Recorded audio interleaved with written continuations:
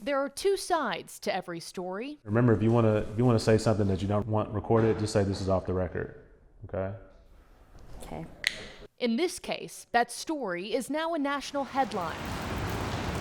Two Texas teenagers charged with capital murder, one denying culpability, alleging she was being sex trafficked by the other. Family and legal representation for both sides speaking out to News Nation. This is happening in America. This is happening every day. This happened to my child. It can happen to anyone, any class, any race. I wouldn't be going public with this information unless I had this avalanche of Hollywood, Kim Kardashian, Jamie Lee Curtis, jihad, saying that my guy was a sex trafficker. It was the summer of 2019 in Grand Prairie, Texas, when Zephi Trevino and Philip Baldenegro started spending time together. Baldenegro's attorney, David Finn, says the two were high school classmates and dating. It was a boyfriend-girlfriend romantic relationship. 18-year-old guy, 16-year-old girl, they did what kids do. Zephaniah's mother, Crystal, and family attorney, Justin Moore, say they vehemently disagree. We have evidence that shows great abuse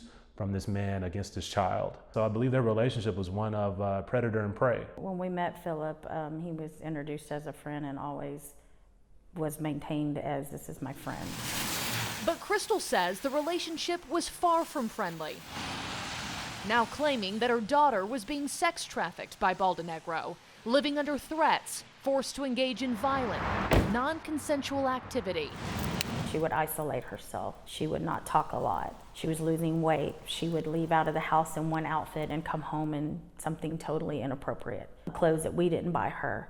Finn calling the sex trafficking allegations against his client a false narrative. He says he's reviewed both teens' cell phones, records he plans to show in court, but can't release since the case involves a juvenile.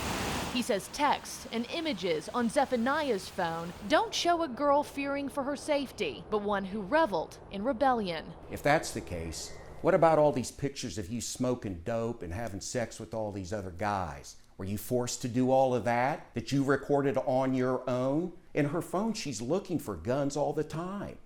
For months, searching Glock, starter pistol, Glock, 38 pages of it.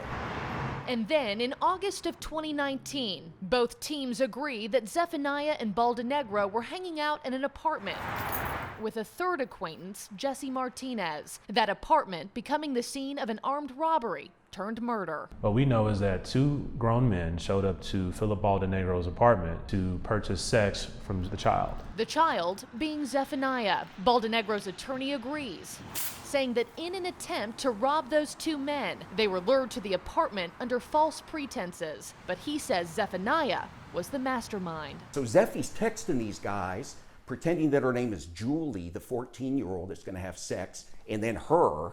So these guys think they're in there, they're going to bring weed and coke and Xanax and have a big old party, and these guys are going to have sex with underage girls. Philip Baldenegro and another adult accomplice savagely beat these two men. They pistol whipped them. They then followed them out into the parking lot. They savagely beat them again. Mr. Baldenegro ended up murdering one of the pedophiles over there to purchase this young child. The 24-year-old shooting victim dead on scene. The second man who showed up suffered only minor injuries. Advocates for Zephaniah keeping many details of what happened that night close to the chest, but say that any involvement on her end was forced, adding that because she is a child, it was legally impossible for her to make those decisions on her own. She didn't know she had a voice. She didn't.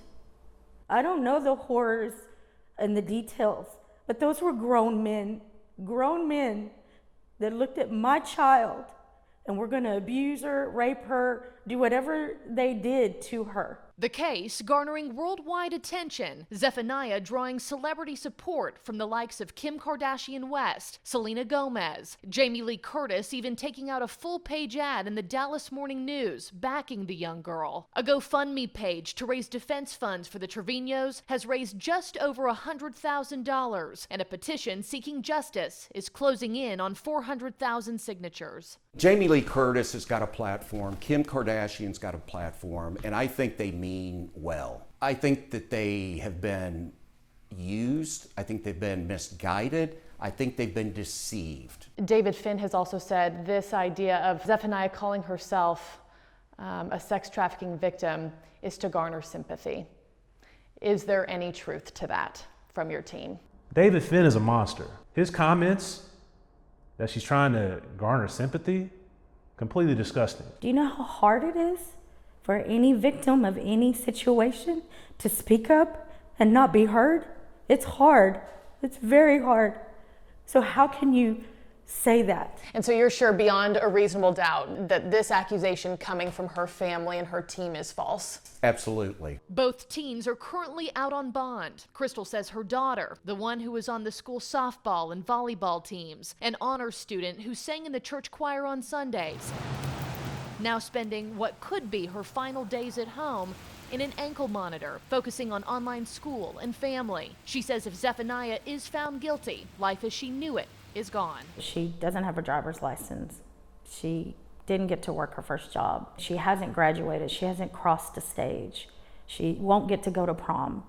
These are life moments that, we all got to take a part of. She won't get that. She won't. And as for Philip Baldenegro, his attorney left us with this. Did my guy make a terrible mistake? Yeah. Are we going to plead guilty to armed robbery? You betcha we are. Because he's guilty of armed robbery, and he's going to pay a price for that. Did he traffic that girl? No way in hell.